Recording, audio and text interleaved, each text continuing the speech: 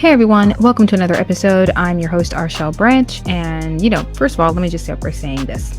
I don't know if I'm going to change the name because it's called Monday Mornings, but obviously, if you can see, I'm recording at night. So, still working on that, you guys. So bear with me on that one. Still getting into this. But I will say today, you guys, we are going to talk about Trump versus centralized banking. And the reason why I'm bringing that up today is because obviously on Saturday, we did see that someone did try to kill the former president. Obviously, the best shot that we have in saving the United States as well as our economy. Now, if you're anything like me, you're interested in getting into the history of our economic system. It's more than just about budgeting, investing, and saving. It is also talking about the state of our economy. What is money? Where does it come from? Who really has control over it and all of that? And so I've been diving into these things, trying to understand where our money comes from, or at least how does our system work. And I started listening and reading by people, particularly as it relates to which books to read. I was reading The History of Centralized Banking and the Enslavement of Mankind. The author escapes me, but that's the name of the book. The other book that I was reading was by E. Edward Griffin. This was the book called Creature of Jekyll Island. I've been watching and listening to all these different hosts and economics individuals. I've been also watching some documentaries, and there is one that we are going to talk about today because, in light of what happened on Saturday, I thought this gentleman who did this documentary, he was also a radio host at the time as well, who was actually talking about how our wars that this country has been in, going all the way back to the American Revolution, that some of the assassination attempts that we've seen over the course of our history in the United States, this one included, doesn't go into this one particularly, but this is what we're talking about. How the wars and the assassination attempts on former presidents have actually been linked to centralized banking. So before I go into where my head is, let me go ahead and play that clip for you guys so that way you see where I'm drawing the lines from. Let's go ahead and play that clip for you guys. So here you go. Enjoy. Now, I want to share a story with you, and this is actually an article that I wrote over the weekend called All Wars Are Bankers' Wars. And I went in, I did a lot of research. It's posted to the front page of whatreallyhappened.com. I understand it's already gone viral. It's being reposted around the web. But I wanted to basically tell it to you here on the radio show. And it's a very long story. We're probably going to take the rest of the hour to do it. But it's something that you need to understand, that all of these wars and assassinations that we're told are crazed lone nut assassins or weapons of mass destruction or bringing democracy, all of them track back to the private central bankers as the initiating event. And the more you study this, the more you will realize all the wars are wars for the bankers, for the private central bankers. And I know a lot of people are going to have difficulty comprehending this, just how many of these wars we have fought as a nation were fought for no other purpose than to force private central banks onto nations that did not want them. Okay, so you saw that, you heard that, right? That all of these wars, that the assassination attempts on our presidents, that these things just lead back to the centralized bankers. So the question is exactly, well, what does that have to do with President Trump? Last I checked, he's a billionaire. He's someone who's obviously made a lot of money in this economic system. Obviously, he inherited some of the wealth, and then the rest he turned into billions. And so what does this have to do with President Trump and the attempted assassination, right? Well, let's just go down some of the history. Now, some of these points, well, all the points that I'm bringing up today, I've managed to corroborate some of this information looking into the history, looking into the book of the history of centralized banking, reading The Creature from Jekyll Island. And a lot of what this gentleman says in this documentary actually coincides with what I was getting from other authors, what I was getting from other the history of economics from other individuals, the dangers of centralized banking, how this ruined certain countries, not even just looking at what's happening with the United States, but how this affected Japan, how it affected Germany, how this affected most of Europe, and of course, the history of the United States and what really led to these things. So when we're talking about the history of the United States, let's just run down some of these key points in which this gentleman runs down in this documentary. I'm going to put the link to this so that way you guys can go ahead and check it out because I found this entirely mind-boggling, that the root of the evil in this country really is centralized banking, that it's not money that is evil, it is centralized power.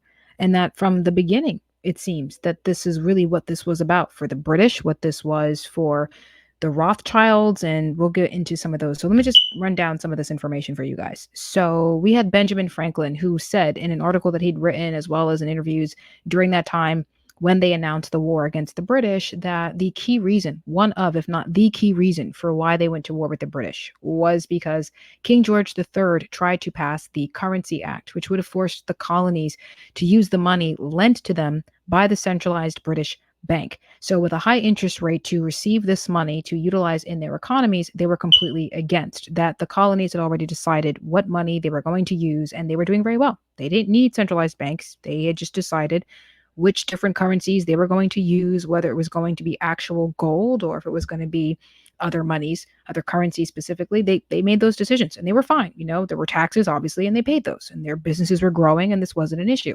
That it wasn't until King George III, again, influenced by the centralized bank, to push central banking onto the colonies, which led to the American Revolution. Then you have the history with the Andrew Jackson president when he was running for his second term. He promised that he was going to go after the second bank and kept his promise.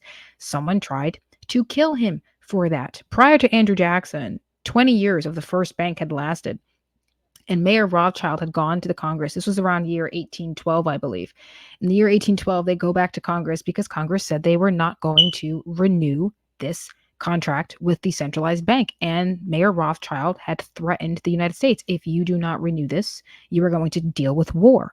And that cue the war of the 1812. Now, in our history classes, we learned that the American Revolution was because of unbelievably high taxes and denied representation, which part of that was the truth. But they didn't tell us about the centralization and the Currency Act.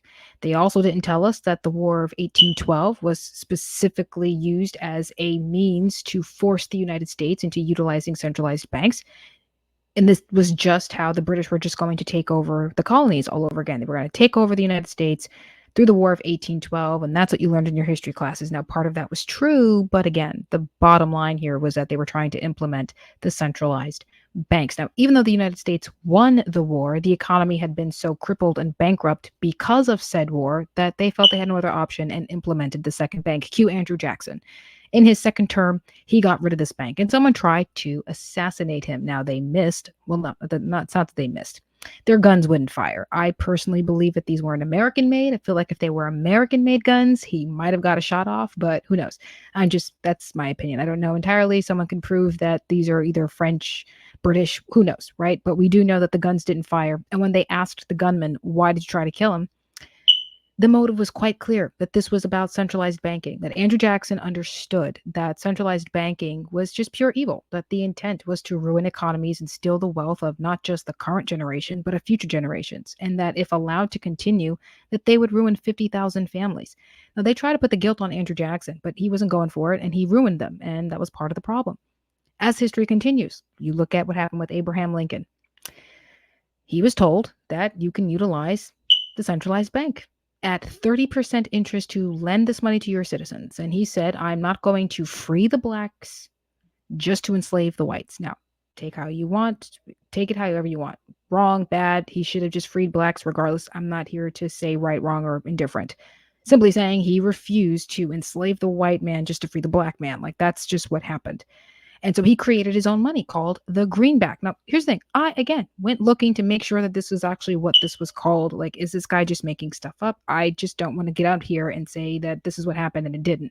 No, Abraham Lincoln created his own money. And it was a money that was not going to be lent out to the citizens at a high interest rate, that it was just going to be their money, that there was no interest, that this money would not be based off of any debts, that it could pay off debt, allow businesses to continue and thrive. And this bothered the British so much so that the London Times of that decade actually said that this money would be a problem, that the British and the French knew that this was going to cause issues for them. The London Times said that the country had to be destroyed because this money would force the businesses and the brains of Europe to go to North America, because that's how good this economy was going to be. After Lincoln was assassinated, they pulled his money out of circulation, and we went right on back to centralized banking. And this is part of the problem. Again, and it wasn't until 1913 that Woodrow Wilson, a Democrat, I might add, actually implemented and made law the Federal Reserve Act, which is very similar, if not exactly the same, to King George III's the Currency Act, where the money would be lent out to the citizens with high interest rates, that this would be a way for the centralized banking to steal the wealth, and then he also passed income taxes, so those taxes would be used to cover those debts. Fast forward all these hundreds of years, well, 100 years later, look where we are today. Look where we are today. And President Trump, which I'm going to show you guys that clip, what does the attempt on his life have to do with CBDCs or centralized banking or any of the history that I just brought up? Well, if this gentleman is correct, when you look at some of the circumstances around some of these wars and you look at some of these assassination attempts, they seem to be directly connected to central banking. Now, look at President Trump's first 4 years. He didn't start any wars. And if war is how centralized banking and the power of central banks are implemented and enforced onto another nation, and you're a president who doesn't start wars, well, how do the banks make their money? How do they implement their power? This is a reason for why they wouldn't like him. But the people are against war. We're against war. We're anti-meaningless wars, right? Tulsi Gabbard, obviously, she refers to the military-industrial complex and some of these politicians as warmongers because this is about how they make their money and infiltrate other nations and establish their power. He didn't do that in his first 4 years. Now, again, Arshel, what does this have to do with finances and economics and central banking? Like, why do you say that the attempt on his life has anything to do with it? Well, I'll tell you why. Because 1 month ago, President Trump did a rally where he said that he was going to be against centralized digital money, which are referred to as CBDCs. President Biden passed an executive order, I can't remember if it was this year or last year, where he said he was going to make sure regulation got passed. Elizabeth Warren wants to go after cryptocurrency specifically, and they're in favor of CBDCs. Now, we know there are some conservative governors. Governor Noem of South Dakota is obviously one of these governors who's against CBDCs, and a few others as well. Like, they're literally passing legislations to be against CBDCs. And so President Trump goes out there and says he's going to be against CBDCs. And because he is more likely to be the president of the United States, 1 month later, someone tries to kill him. Let me play you guys the clip of him saying he's going to protect those. Let me go ahead and run that clip for you guys. Thank you. And I will also stop Joe Biden's crusade to crush crypto. We're going to stop it. I will ensure that the future of crypto and the future of Bitcoin will be made in the USA, not driven overseas. I will support the right to self-custody to the nation's 50 million crypto holders. I say this with your vote. I will keep Elizabeth Warren and her goons away from your Bitcoin. And I will never allow the creation of a central bank digital currency.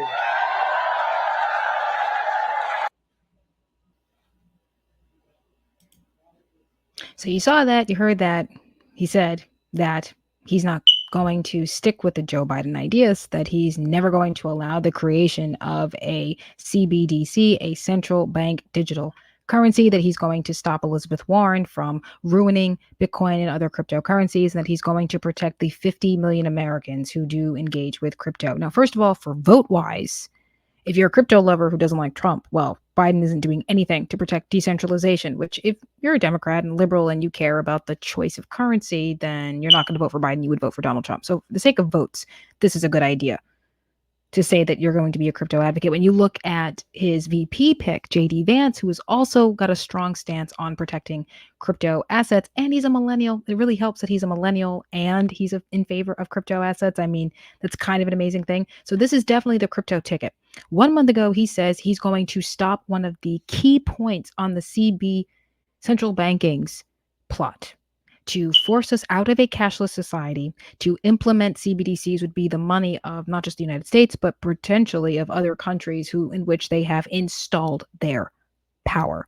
The goal is to destroy the value of our money, to implement CBDCs, central banking digital currencies, which can control how we engage in our society. Oh, nope, you ordered way too much beef this month. You're not allowed to have that because cows kill the environment. Oh, you've already increased your carbon emissions this month, so you can't drive today. You can't pay for gas today. You can't pay for the bus today to get to work, to get to your children, to take care of yourselves and your families because we think that gas kills the environment. Oh no, you're a Christian trying to get to church and we don't value Jesus Christ. Oh, you are a Muslim who values something other than the government. You're not going to be able to go to your mosque that day. So whatever it is that they want to say that you can and cannot do, they will have complete control over your money. Now, I'm not saying that you don't have this concern with crypto, period. This is one of the reasons why digital currencies, period, whether you are talking about Bitcoin or CBDC, I'm concerned about programmable money. I prefer tangible cash. Like, I don't care if it's cash based off of Bitcoin. This is why I actually like what Texas is doing. Not only are they creating a stable coin, but they are actually associating this with tangible cash. So if you're someone like myself who prefers cash over anything else, well, then this is pretty much something. This is a good idea here. But the idea here is to advocate for the choice of currency. And Trump has made it very clear that he's going to advocate for that. And with a VP like JD Vance, you're going to have that. But that would make him a threat to central banking, especially if he's trying to not only minimize the debt and actually extend the value of the US dollar, but he's also trying to protect currency choice, which again goes against the central banking. They want to destroy the value of the dollar, which obviously President Trump doesn't want. He values the US cash dollar. And he's going to eliminate CBDCs, which is one of the key points, again, on the agenda for central banks. And so if this is something that they're planning on doing and they have an inability to do that, 1 month later, someone tries to kill him. What did this gentleman say? That all of the wars and the assassination attempts on our presidents, for successful assassinations on our presidents, to some shape or form are associated with central banks. 1 month ago, he made the decision to come out and say he's a crypto advocate, not in its entirety, obviously, but he's going to defend the 50 million crypto holders and protect the autonomy of our currency by simply being gone away with the CBDCs, which would eliminate the choice of currency and force whatever agendas that they have on us. They don't want us buying guns or ammo. They will just stop the transactions. And COVID, we saw what that looked like. That if they don't like what you're doing, the state has the ability to stop you from doing business. Governor Phil Murphy did this as well. He deliberately went into the bank accounts and took money away from business owners who kept their business open, who decided to open up so they can still make money. And Phil Murphy called the bank, told them to empty out their bank accounts to pay back the fines for every day that they were open, going against guidelines, not laws, okay? Guidelines. So we've already seen the state overstep and violate freedoms and liberties, that if they have the ability to not only just take your money, but control your transactions as well, then you have no liberties or freedoms to begin with. And so centralized banking is pretty much just pure evil, in my opinion. And he's made himself a target. And that if everything that they do is to push war to implement their power and drive the world towards a centralization of power and money, and if you're a person of faith, then you think Antichrist, well, they're setting the stage for the Antichrist. That's what this looks like. And the systems are there, right? The systems are there. Every war that we've had, from the American Revolution to World War I to World War II even. I mean, and some of these wars that we fought were necessary to fight evil, but there were additional motives. That last century, you guys, our country stopped being focused on its national identity. And I said this in a previous episode. It stopped focusing on our becoming better, both financially and morally, focusing on our own nation's independence and something towards something far more sinister. We went from being a morally correct, or striving to be morally correct, I should say, to imperialistic, and that this is all about central control, and that the Federal Reserve's intent is to destroy our economy. And here you have President Trump, who's actually trying to get in the way of that. Not only is he trying to save the value of the dollar that is not even our money, but is something that we use because we're so used to using it now, trying to save that while advocating for choice of currency. And again, I will go into the differences between choice of transactions and the choice of currency. I'll speak about that in later episodes. But if this gentleman is right, 1 month ago, President Trump said he's going to be the enemy of CBDCs, a key point to central banks. And then someone tries to kill him. So let me know in the comment sections if you think that I'm just, drawing lines where there shouldn't be, or if you think that there's something to this. I will put the link to that documentary in the description box because I do think that this is something worth discussing. If every conflict that the United States has ever been in is resolving itself around CBDCs or central banks, around central banks, and this is something that we got to talk about. How long have central banks have been trying to go cashless? How many times have central banks destroyed economies, not just here in the United States, but in other countries? And again, if you do the research, people, it's not just here in the US that central banks have destroyed economies. This happened with Germany. This happened with Japan. This happened here. And God only knows how many other countries this is taking place.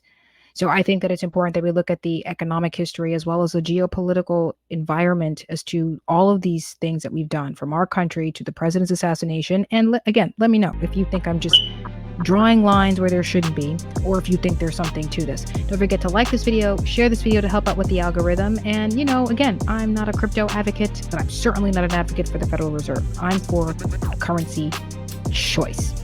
Let me know if you are too. You all have a good one. God bless. And Kepler, if you're a Star Trek fan, you know what that means. God bless.